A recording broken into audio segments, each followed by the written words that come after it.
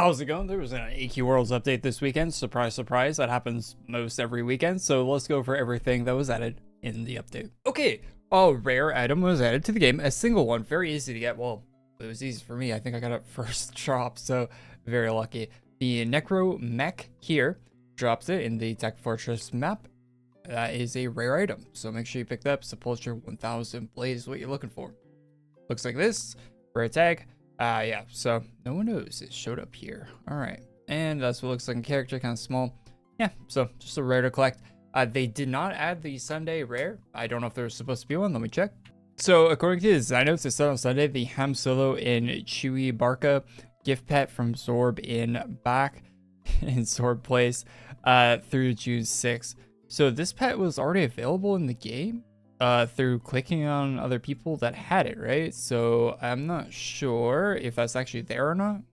So I already have the pet because you could get it from clicking on other people that had it, right? So like we talked about last week, but I guess if you don't have it, you can come here and get it as a drop. I can't show the drop because I already have it, so it won't drop. So yeah, it might be dropping off this guy. I haven't seen anyone talk about it. I haven't seen a tweet or anything from Lena or anyone about it dropping here, but it might. The design notes is a very known, accurate piece of information that should be taken at its word always. It's never wrong. You can still click on the pet to open up the shop to get the pet, so easier than farming this guy is just finding someone that has the pet. So ask me for it on a live stream if you want, but yeah, I don't see actually needing to grind this. Okay, something cool happened this week. Well, cool in terms of AQ Worlds, I guess. A different NPC was added to the game.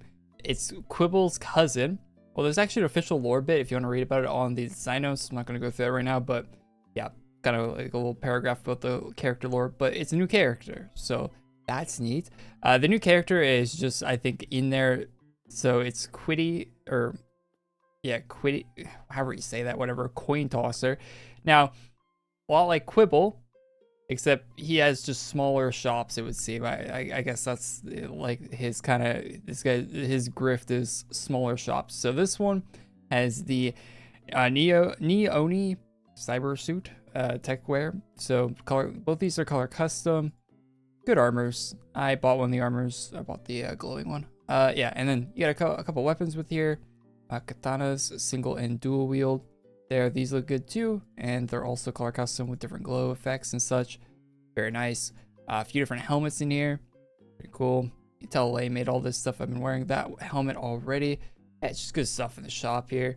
Like the glowing eyes. Big fan of that. That looks really cool. And it's not eye color CC too, which is kind of weird for the glowing eyes to not be eye color CC, but they're color custom to the same as the rest of the gear, like your armor color. So that's a little weird, but you know, don't really hate it. You got eye color CC on the other helmets that don't have the glowing eyes, but I point that out there. So yeah, these are like normal prices and stuff. And you got a pet for 500. Not a battle pet, it's just a blade that follows you around. So in my opinion, this is not worth it. So you can buy the whole thing just like you can with a normal Quibble, where you can buy the whole collection chest. It's not 10k ACs, thankfully, but the collection pet here, the collection pet is unique. You can see I have the one from the shop, and this is a different one, or I guess it is. I don't know. It says the only way to get that is from buying this, but it looks the same to me, and this is also not a battle pet. So okay, but yeah, 4,000 ACs for the whole thing. Now, if you look through the individual items for the shop, you got like 800 per armor, so 1,600 worth of armors.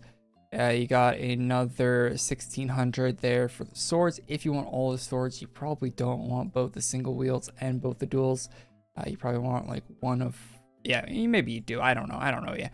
But anyway, you're probably only going to buy the female or male variants of the helmets, depending on what your character is. So like cuts the helmets in half. And at that point, the chest becomes not worth the 4,000 ACs because you're only buying one gender of the helmets. If you wanted to buy both, then it would be worth it. And then whether or not you want the pet too at 500 ACs. So it's like, it's cutting it very close to the 4,000 AC cost. And buying the items individually is almost always going to be cheaper for you. So yeah, I wouldn't buy the full package there unless you really want all the items. The introduction of this new NPC probably means they're going to do more small shops that also include a package to buy the full thing. And I think in the future they should probably price the actual like getting the full package as cheaper than buying the individual items out of it, especially when you take into account that you're not going, most people, I imagine like 80% of people are not going to be buying both of the gender hairs, and they price that in to the actual value. So if they're going to do this, it probably should be like 3,000 ACs for like the equivalent amount of items that are in this, or something like that. It would make more sense. Anyway, I'm rambling. Let's move on. This week's release was something. If you watch the cutscenes for it, read the cutscenes, they let you know that a certain character can't have children. That's a focal point of this week's release. Anyway, so there was an update to the merge shop, and it got some color custom items in there if you want to pick them up. Also, I think one of the swords has a boost on it, or no, one of the armors I think has a boost. Yeah, this one. So 15% to all on that, if you care. It's probably not too difficult to get here, I'd imagine, so you might want to pick that up if you need a boost of that sort for some reason. I don't know, it's not the best boost for armor to all, but anyway, you can get that done. So drops on this map are kind of spread out, so let's go through. Okay, first drop is from the the Revenant here. These guys drop the Abandoned Statue. Awesome rarity, drop max X 6. You pick that up there. One room up, this guy drops the Buckland Antlers display. Same stack rate, Forsaken Necromancer here. Next room is dropping the Faceless Ritualist. These guys are dropping the Illumin Ritualist hood and armor. So yeah, pick that up there. An actual armor drop in a release. That's so rare these days. Next up, we have our Headless Knight. This guy is dropping a house item, which is just himself with an animation on it, which is cool. I think that's what makes it member only there. Kind of sucks. Along with the whole list of forbidden items. So you got the daggers, the Chris, the rapier, swords, more daggers, so single dual wields for a bunch of those. I think you need these for the merge shop, for the weapons in the merge shop at the beginning. So yeah, you get them here from this guy. Check them out.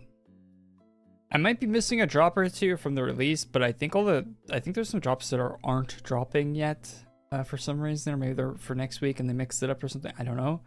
You can also, according to the design notes, you can get this thing on the wall right here as a drop as well as a house item. I didn't get it personally. I got all the other drops, so that might be a thing. Wiki does not have it on this boss, so, but it says that item drops on the design notes, so it must. Oh, wait, never mind. Actually, I do have it. My bad. So yeah, it does drop from the Headless Knight. Never mind. I guess it just dropped so rapidly, I forgot about it. Sadly, that's it for everything that was added this week. So you kind of got like the new Quibble guy is kind of cool, a cool addition.